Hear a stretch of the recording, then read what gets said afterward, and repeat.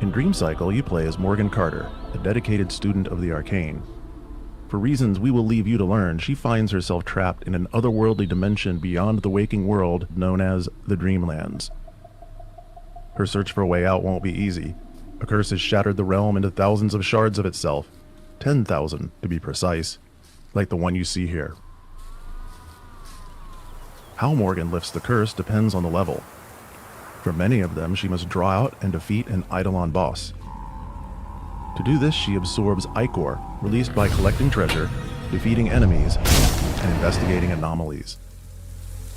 So, let's get on with it. As a sorceress, Morgan is able to astrally project at will. This comes in particularly handy at the start of a level to get the lay of the land.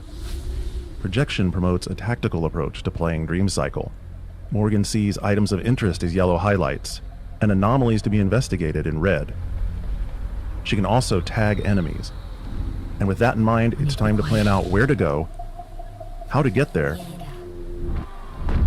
and the encounters along the way. We want exploring with Morgan to feel great, especially climbing around vertical spaces. If it looks like you can climb it, chances are you can. Of course, when the next move falls a little bit out of reach, there's magic for that. When confronted with an enemy, Morgan's wide range of skills allows you to choose and adapt your strategy. She prowls stealthily into position before lunging with a deadly strike. Or she can keep things at a distance with a variety of ranged weapons. And of course, spells, when something a little extra destructive is called for. With the threats out of the way, there's time to check the chests around to see what prizes they may offer. And investigate any of the mysterious anomalies. Anomalies are things out of place. Fragments from other dimensions, and with them perhaps some of the pieces to the puzzle of the Dreamlands. Activating anomalies also releases a surge of ichor, almost certain to get the attention of the Eidolon.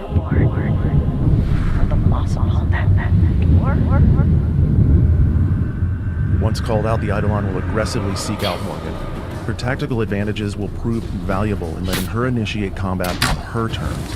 Starting with the upper hand and using all of her skills and abilities, Morgan may just have a chance.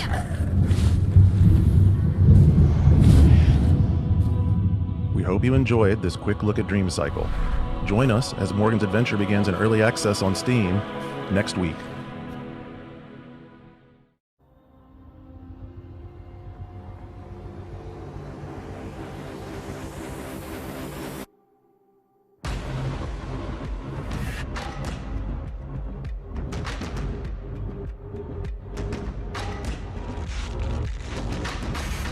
You are whole again, your essence restored. The waking world will have no want for you.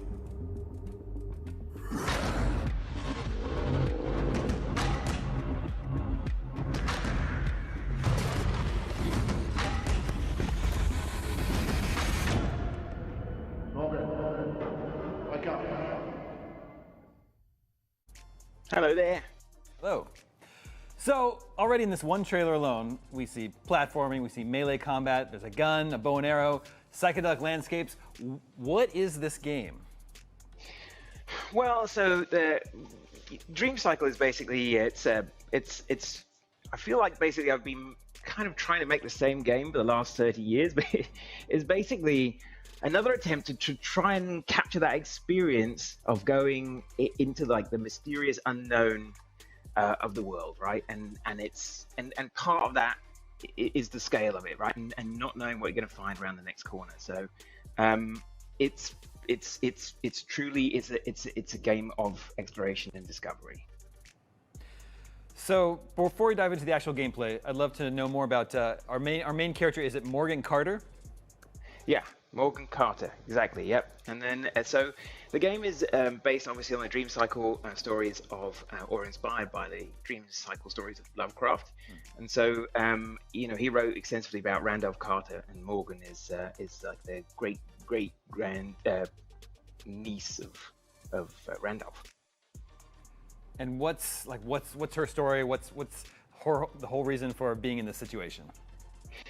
So in the kind of dream cycle stories that Lovecraft talked about, he basically was envisioning the situation where there's the dream worlds that we kind of visit or glimpse in our dreams are real places, right? And so in the game, Randolph is the first person who ever returned to the waking world with physical objects brought back from the dream realms that we see in, that we, collectively visit in our dreams.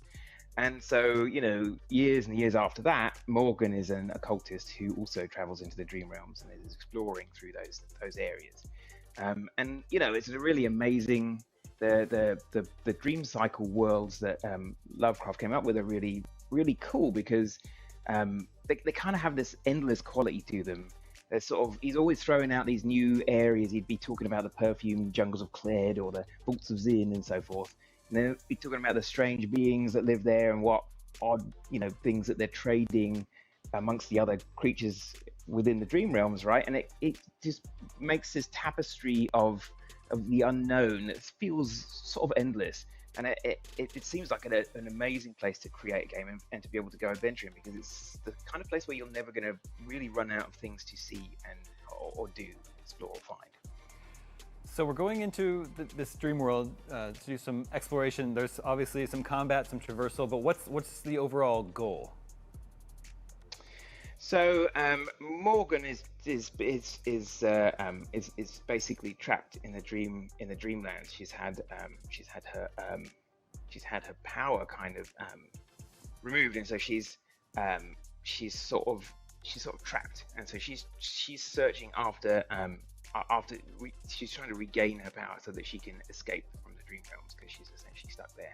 And at the same time, the dream realms have gone into some kind of cataclysm has occurred, and so she's having to deal with the fact that it's fragmented into a million pieces, right? And each one of these shards is basically an adventure that you can go on. And when the game releases, 10,000 of those shards will be available for you to play. But the whole point of the game is that it's supposed to be a portal for people to go on kind of these endless adventures. And so the goal of releasing it is to sort of continue to build on it, to bring new areas of the game out regularly, and to add 10,000 new adventures for people to be able to search through as the game goes on. Well, it sounds very interesting. What causes a cycle to end and then start over? Is it when the player is defeated? It's not so much that. I mean, so there are literally so there's 10,000 adventures, and each one of them is like a legitimate level's worth of adventure, right? And you're needing to travel across this map of the 10,000 shards, right, in order to be able to get to the different destinations where you've got things to be able to where you're following essentially your story threads. But what I really wanted from this game is to feel like it's not quite so you're just being handheld all the time. So you have the ability to be able to follow all sorts of different paths of your own. You can create your own subquests within that map, right? So you can say, I'm interested in this type of spell that I've picked up. Is there a way that I can, get an upgrade to it? So you can search the map for that and try and, pick a course that will take you to try and find that within one of the shards of the map.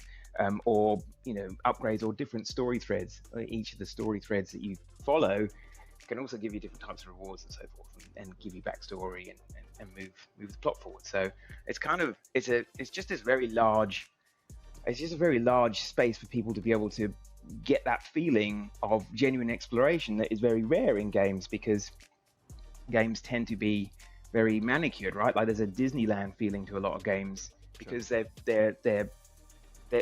an artist's impression of what it would be like to explore a real place. And what's happening in Dream Cycle is, using proceduralism, but proceduralism that's being kind of controlled by goals. The locations that are being made, they are genuinely unexpected, even for me, right? And often players will be the first people to go into those places and explore them and complete them. And that is what exploration is to me, I suppose. It's like being on the frontier. Well, that sounds great to me. I would say exploration is like the thing I like to do most in video games.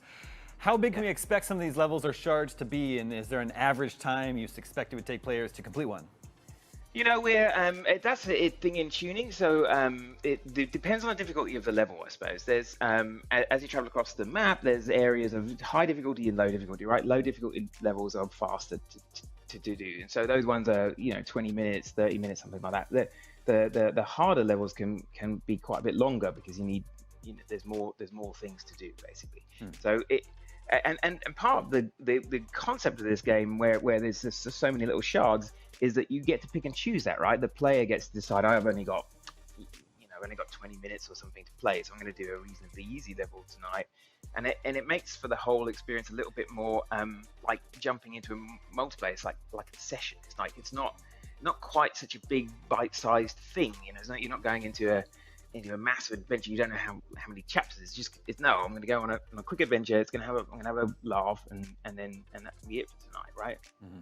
And are you finding items or gaining new abilities that you'll be able to carry on to other shards? Yeah, absolutely. Yeah, you're constantly upgrading your character and finding new abilities and finding new weapons, and then new perks. It's obviously you've got the whole upgrade system, and she's got access to a whole bunch of different skills and abilities that you and the perks to be able to upgrade them so that you can kind of hone your version of Morgan to play the way you want to play. So do you expect once players start trying out these shards that they'll be able to map out like the correct path through them like a Mega Man game, or do you think it's a little bit more open than that?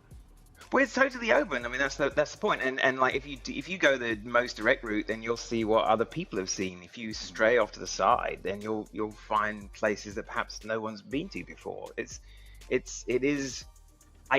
literally a game for explorers. And there's not a lot of games out there I'm a massive explorer for games, so I mean, No Man's Sky is one of the only ones to me that really gives me that feeling of, oh my god, I'm in a completely new place and no one's been here before, and it's really cool. And that's something that I want that experience in an adventure game, I guess, and that's not something that I've seen before, and that's what that's what Dream Cycle's trying to be. So you're launching into early access. What kinds of content can players expect when they dive in? So early access is, we really need a lot of feedback. Or I need a lot of feedback on how to make sure that these 10,000 levels have enough stuff going on in them for that chunk to be the right amount for the template for the ongoing updates, right? Because the 10,000 is just the first map piece out of 100 potential map pieces that could be released. Each map piece being kind of a new type of area, right? A new biome or whatever you might call it, a new story thing. And so we kind of, the early access is because no one's really made a game like this before, and it's kind of very difficult to test something of that scale as well. So we need we need a community to be able to help me tune it and turn it into the right thing for that one chunk, so that when we start bringing out new areas, they will be the right type of content, right? Like the right number of enemies and the right number of the right amount of new story, the right amount of everything else, right? It's trying to find that mix essentially. Well, Dream Cycle seems absolutely wild, very ambitious. I honestly can't wait to dive in and see what you've created. Luckily, we won't have to wait long. Yeah. Dream Cycle enters early access on September 7th on Steam. Toby, thank you so much for stopping by. Yeah, you're welcome. Thanks for having me.